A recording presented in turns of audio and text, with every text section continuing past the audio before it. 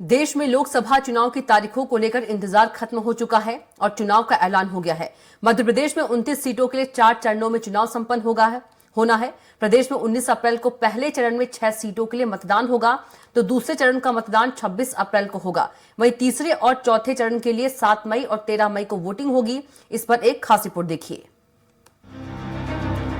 देश में लोकसभा चुनाव 2024 की तारीखों का इंतजार खत्म हो चुका है और चुनाव आयोग ने प्रेस कॉन्फ्रेंस कर तारीखों का ऐलान कर दिया है।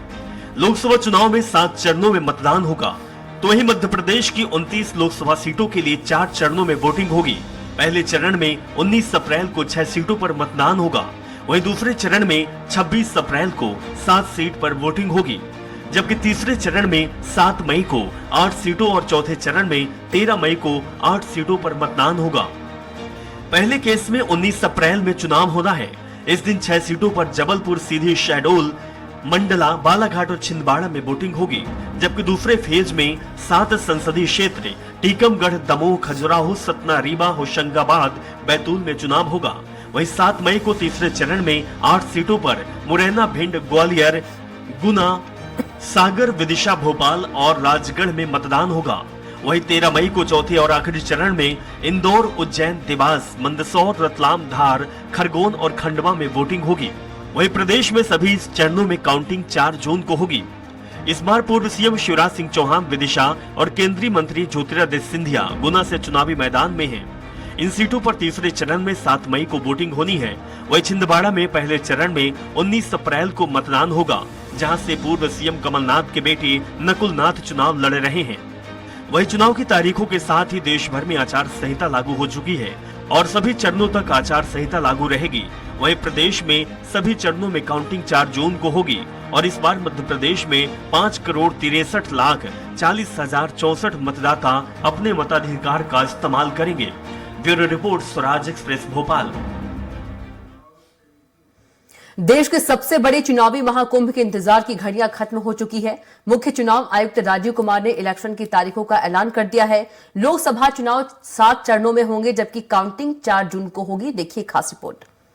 19 अप्रैल से 1 जून तक 7 चरणों में लोकसभा चुनाव होंगे।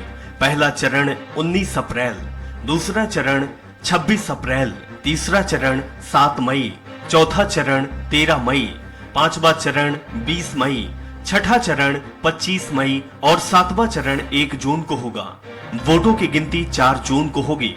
फेज 1 का नोटिफिकेशन 20 मार्च को जारी होगा। नॉमिनेशन दाखिल करने की आखिरी तारीख 27 मार्च होगी। 28 मार्च को नामांकन पत्र की जांच और 30 मार्च को नामांकन वापस लिया जा सकेगा। पहले फेज में 102 लोकसभा सीटों पर 19 अप्रैल को वोटिंग होगी।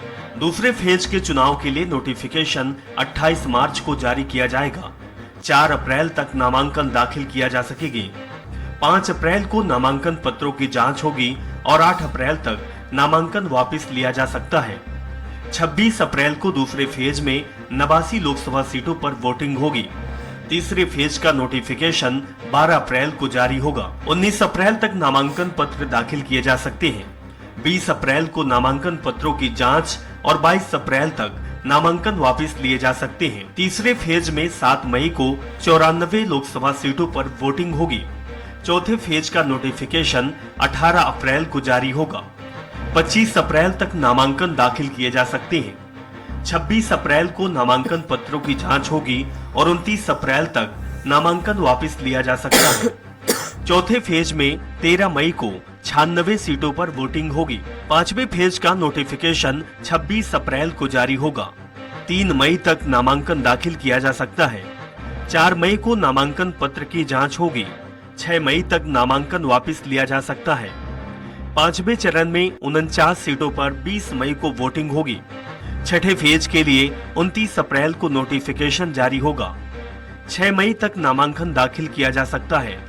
नामांकन पत्रों की जांच 7 मई को होगी। 9 मई तक नामांकन वापस लिया जा सकता है। छठे चरण में 57 लोकसभा सीटों पर 25 मई को वोटिंग होगी। 7वें और अंतिम चरण के लिए नोटिफिकेशन 7 मई को जारी किया जाएगा। 14 मई तक नामांकन दाखिल किया जा सकता है। 15 मई को नामांकन पत्रों की जांच होगी। 17 मई को नामांकन वापस लिया जा सकता है। अंतिम चरण में 57 सीटों पर 1 जून को वोटिंग होगी, वहीं 4 जून को काउंटिंग होगी। Bureau report, Swaraj express.